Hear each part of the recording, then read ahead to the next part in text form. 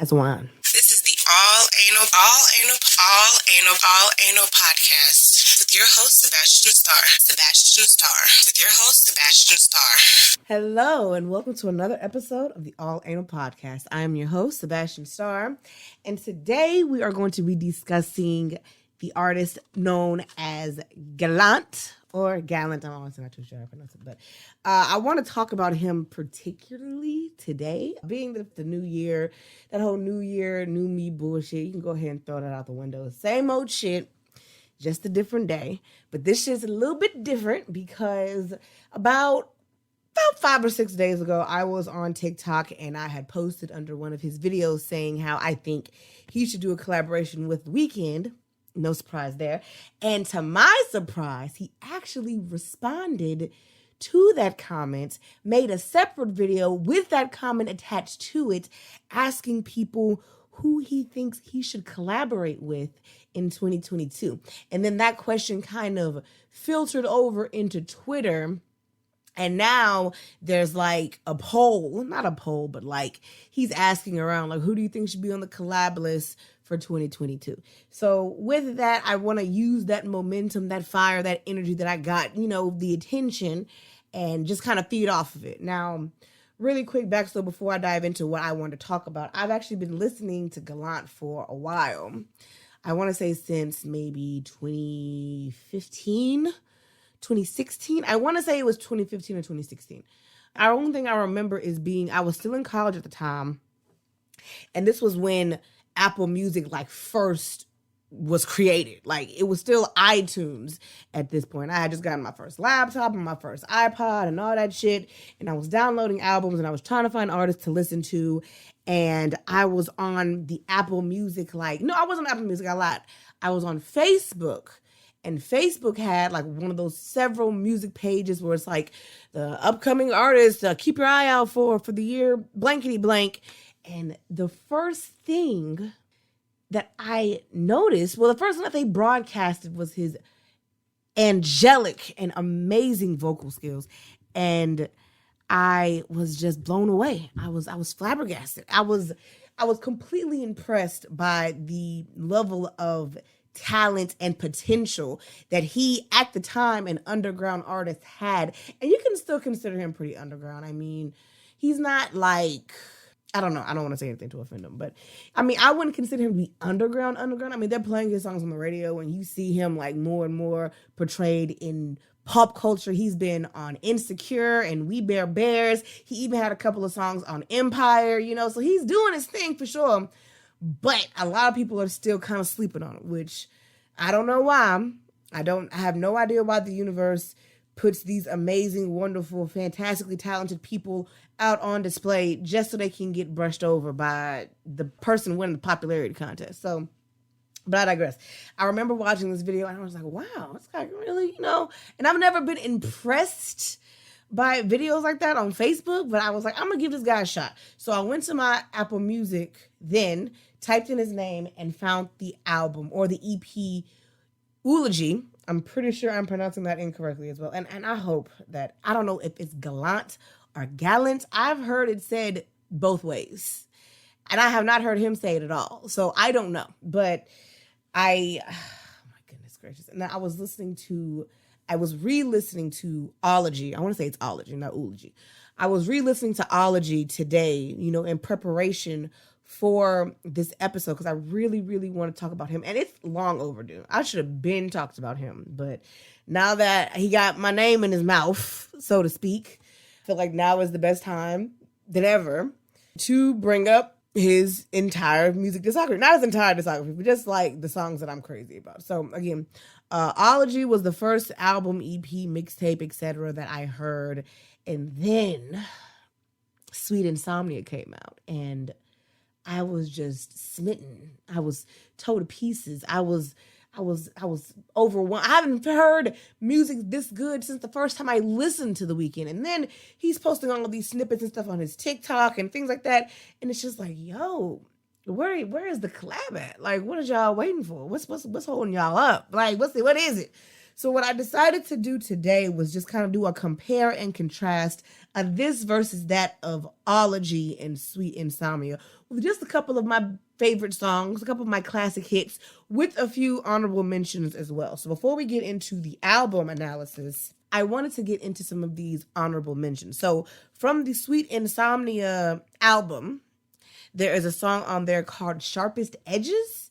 And this is my first time like really listening to, because again, keep in mind, a lot of the music that I was listening to, a lot of music I talk about on this podcast is music that I listened to before I became analogically aware of what an artist may or may not be trying to do when they put certain things together. So it was an ignorant mindset when Sweet Insomnia first came out versus now listening to it again with that newly reformed analytical mindset is a completely different listening experience.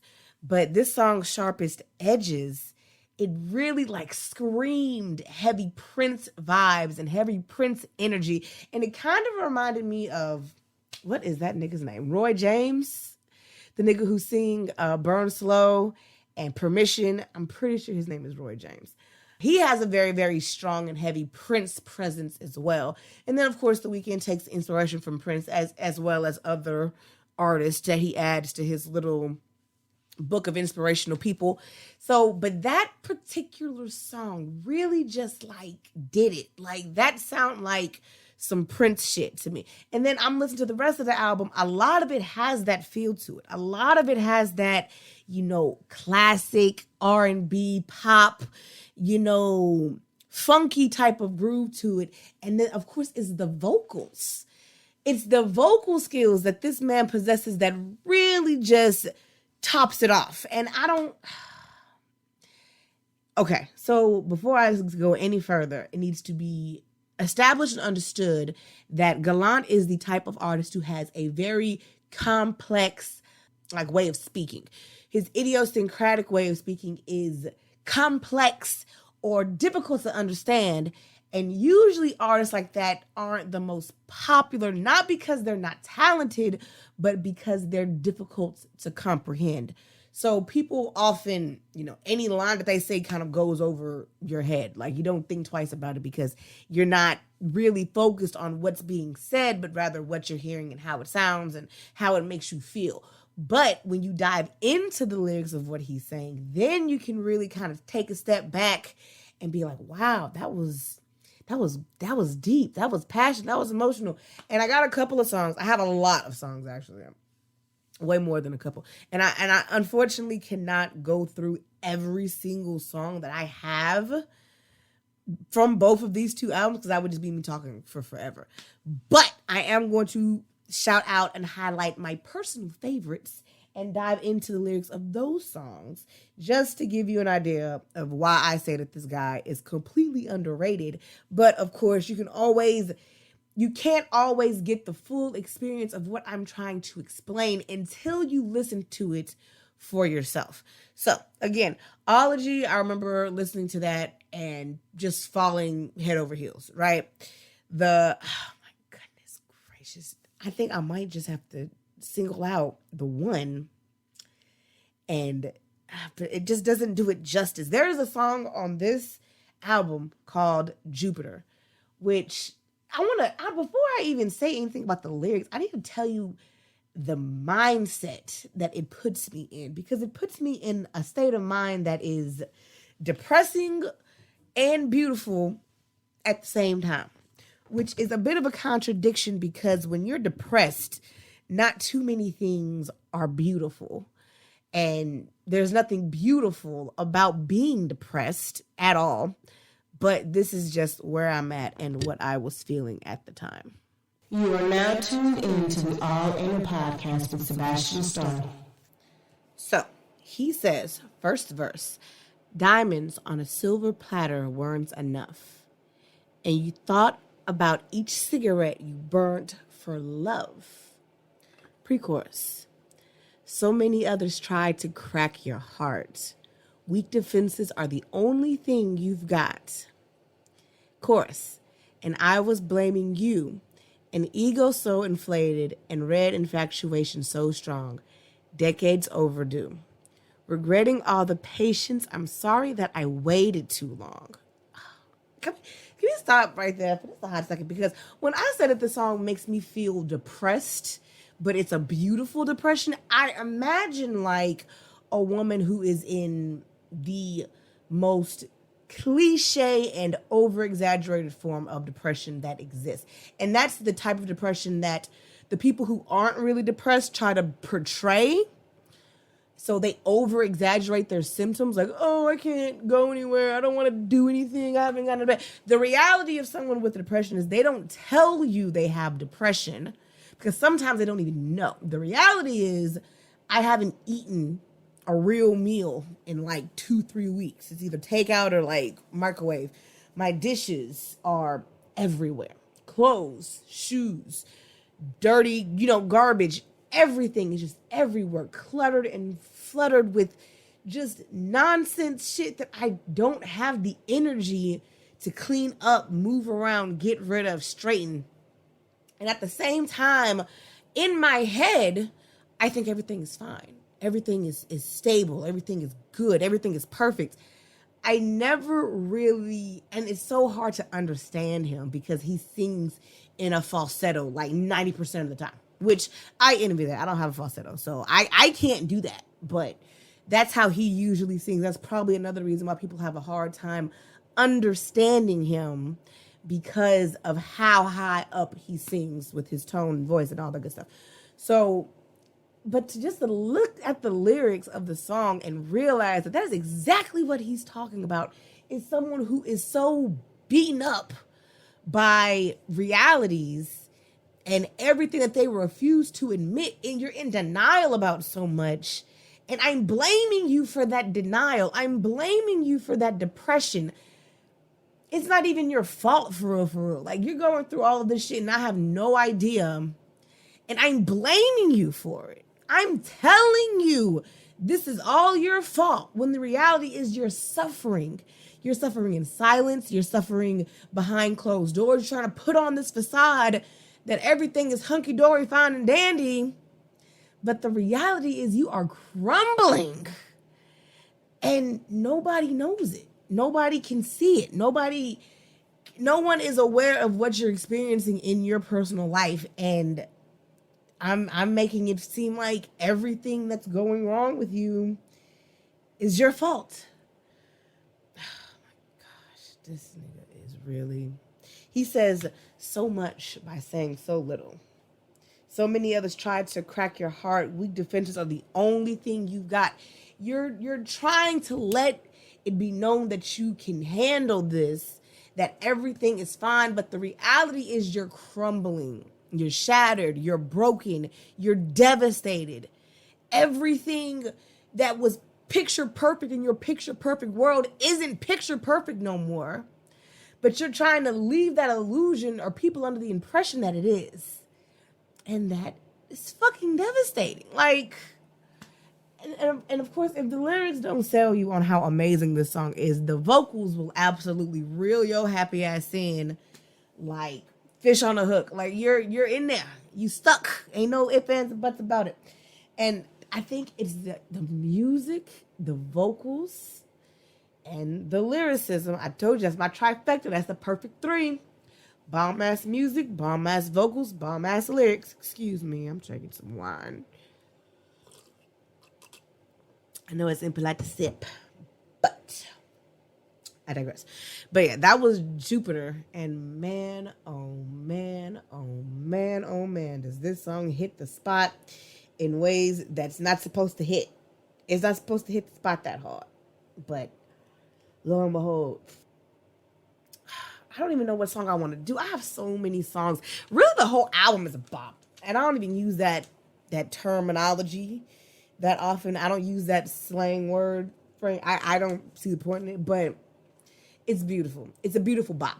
It's a beautiful bop. I have written down as my honorable mentions Shotgun, Weight and Gold, Pergajestic. I'm not pronouncing that right either. I don't know what none of these words mean. And I'm not a damn thesaurus, so I can't tell you. But given the name of the album, it might have something to do with that. I do absolutely love this song. Now, this song is, when I first heard it, I said, man, this is great driving music. And when I say driving music, there's like 3 different types of driving music, right? There is the, summer sun driving music where it's like 12 o'clock, drop top, hair's wild and flaring. You listen to like Lana Del Rey or, some kind of party shit. Not sad Lana Del Rey, like happy Lana Del Rey. You listen to like you're going to the beach or you're going to the party or something like that, or you're on your way to a cookout and you want some like hype shit. That's, that type of driving. There's early in the morning driving music. Like I'm on my way to work, I'm commuting. So you might want some contemporary shit, some kind of smooth, get you through the day type shit. Something that's kind of mellow, not too draggy, not too loud. Just chill, cool, motivational. Nighttime driving music, which is my favorite type of driving music, is like literal. You're smoking a cigarette or a blunt or whatever the fuck you want to smoke. You probably got a little bit of a drink in your system. You're looking for a late night bite, some shit like that. You either coming from a thought's house or you on your way to a thought's house. You trying to go get some weed or you come from getting some weed. It's like 3 a.m. There's no other cars on the road. The street lights, the stop sign lights, not the stop sign lights, but the traffic lights, the different colors of the street are probably reflecting off of the asphalt. You got these big ass buildings with all the lights on. Some of them are off, whatever the case. And whatever song is playing in the background makes you feel like either a supervillain in a superhero movie or the rebel without a cause in a coming of age movie. Whichever one, this is the song that will fit either of those moods, the nighttime moods. And it's absolutely perfect. I love it. I love it. I love it. It's not my favorite song off the album, but it is a song that I probably play more than anything else. Let's get into the first verse really quick. He says, she wants nitro when she's herself a box of TNT, over baptized and under acknowledged. She lights her flame over the front door. She thinks I can make her better. And then the chorus, per cajestic was tapering off and the fumes surround me. I knew I bit off more than I could. Oh my God. I just realized something. Let's keep going. I gotta go to the second verse real quick. Raised on foot binds, she stumbles through her parents' living room. As the velvet curtains were blazing, I drew my blood over my front door. And I hope she passes over. Oh my God. Hold on. Wait a minute. We gotta go back real quick because he said she wants nitro when she's herself a box of TNT, over baptized and under acknowledged. She lights her flame over my front door. She thinks I can make her better. But as the percagestic was tapering off and the fumes surrounded, I knew I bit off more than I could chew, a load of Lewiside in my lungs. I never thought I'd be so disarmed by more than I can chew. Okay. So before I proceed any further, I am under the impression that this song, hold on, I gotta read it one more time. Verse 2, raised on foot binds, she stumbles through her parents' living room. As the velvet curtains were blazing, I drew my blood over my front door, and I hope she passes over. I'm getting so many different things from this song alone. So from the first verse, you have a vengeful spirit, right? You have that individual who is seeking something more from an individual that she didn't get that from.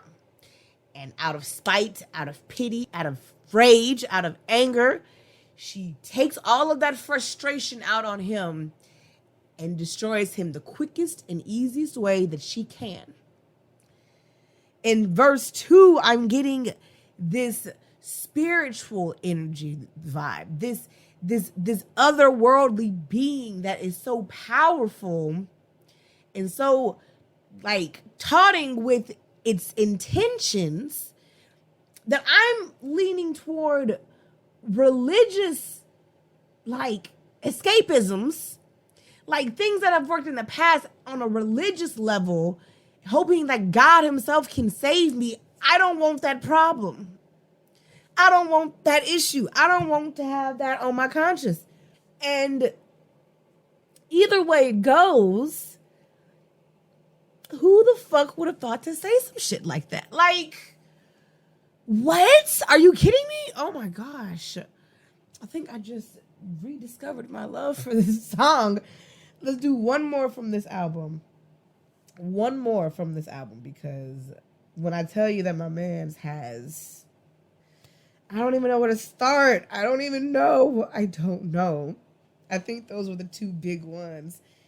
Okay, let's do Shotgun. Shotgun was the first song on this album that I was like, oh, I'm fucking with this. Like, I love it. That and the vocals were a bit easier for me to sing, so I kind of appreciated that as well. Because again, he sings in falsetto about 90% of the time. I don't have a falsetto. I can't sing that high. But let's dive into the lyrics real quick, shall we? He says, verse 1, feeble bones took me to a valuable weakness. There's no comfort in silence, no real violence in words. So I sharpened my blade and bowed my head before I ceased and desisted, and through my stomach was a ball of resistance when I went straight for the course. Pre-chorus.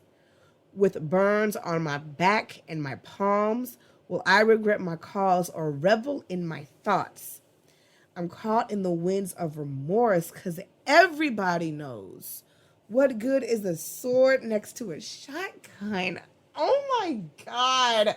Okay, I have to get to the second album, but really, really quick, we're going to dive right into that first verse because I think that says it all. He said, feeble bones took me to a valuable weakness. There's no comfort in silence, no real violence in words.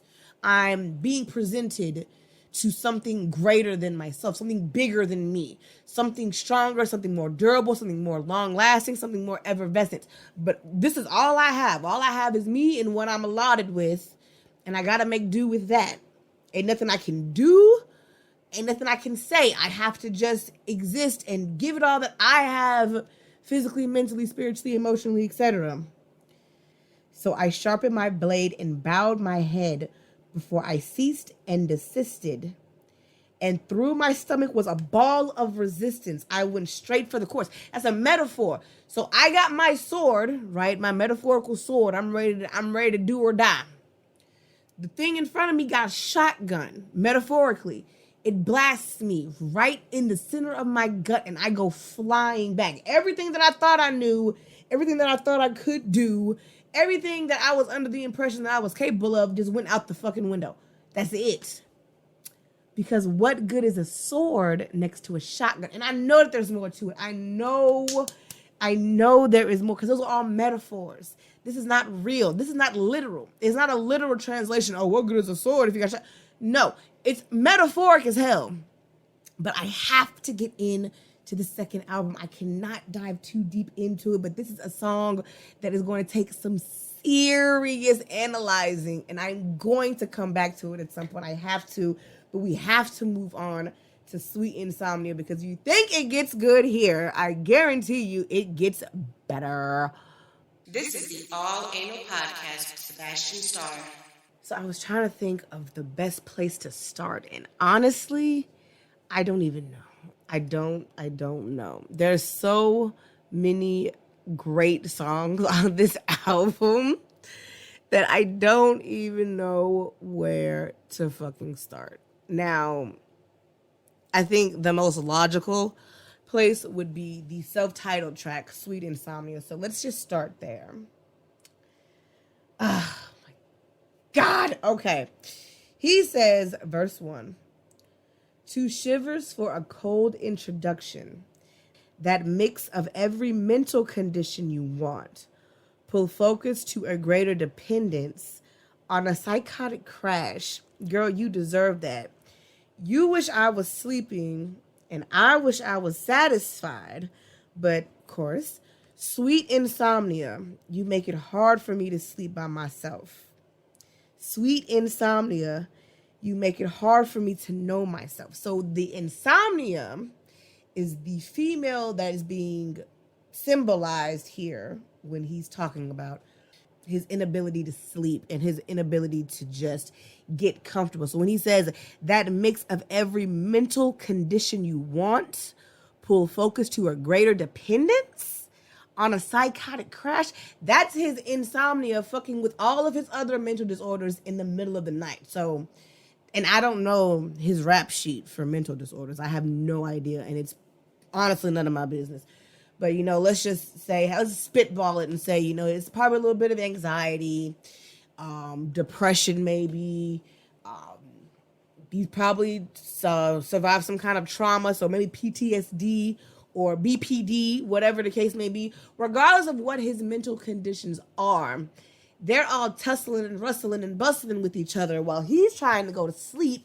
But the insomnia is keeping him wide awake and keeping all of these other disorders actively functioning and causing him great pain, a great deal of it.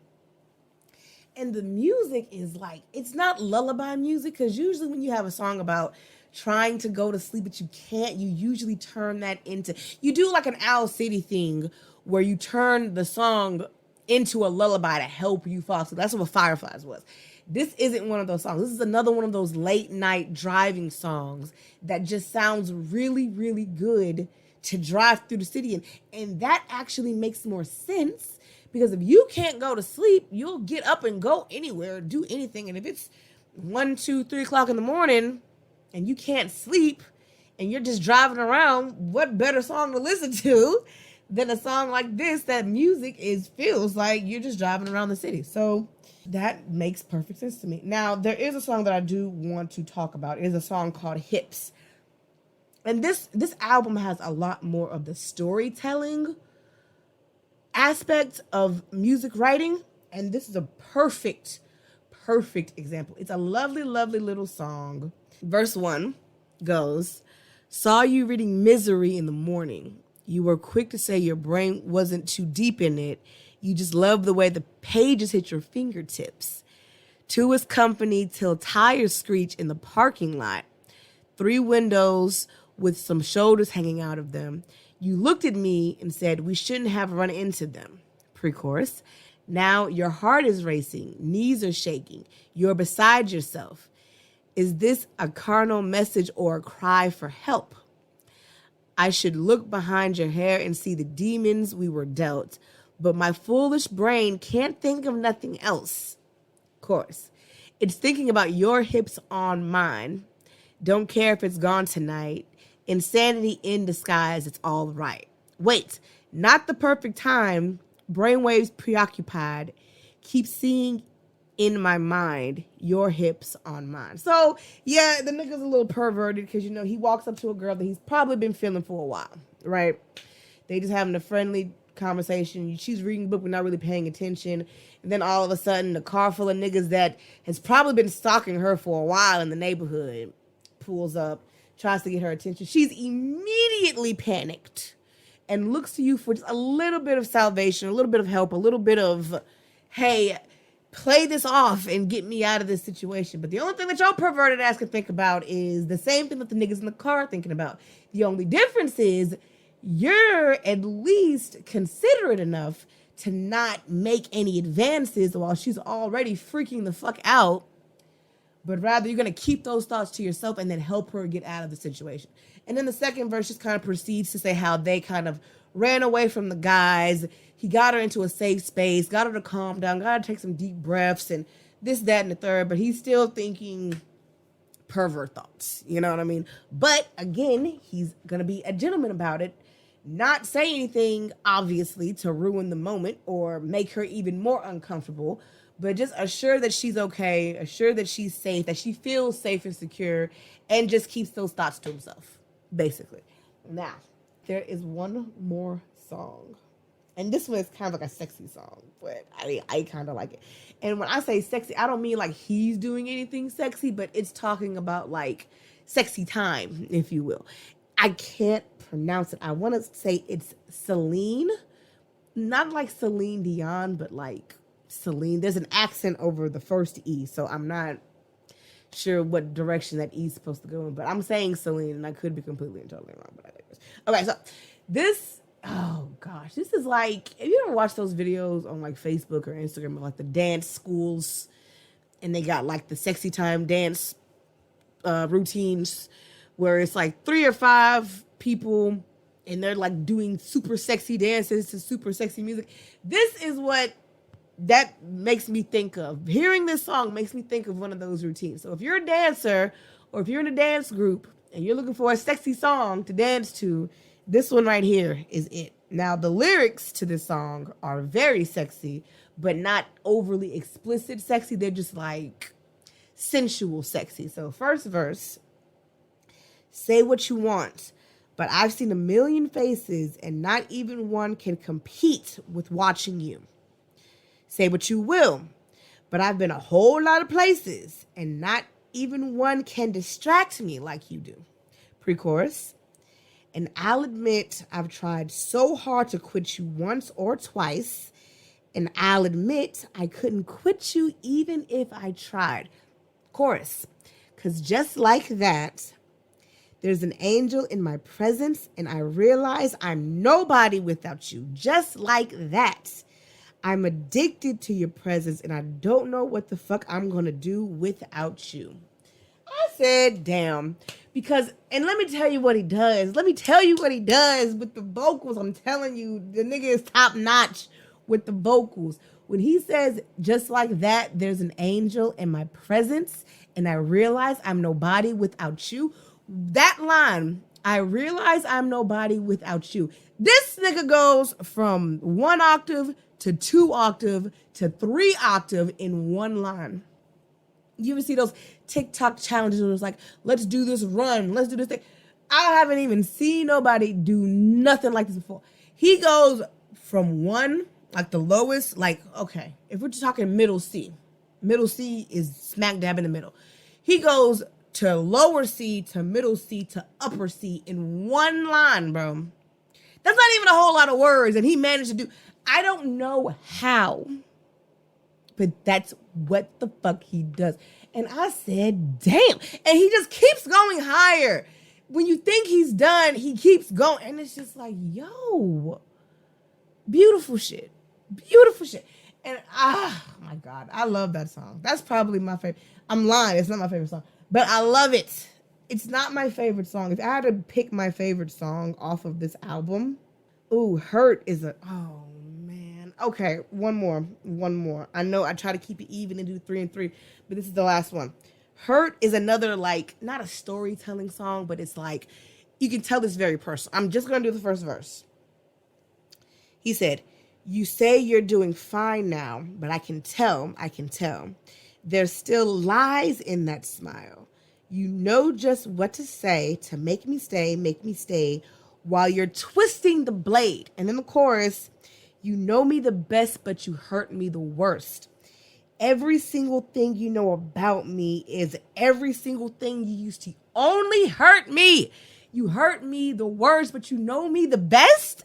You know me the best, but you hurt me the worst? Come on, bro.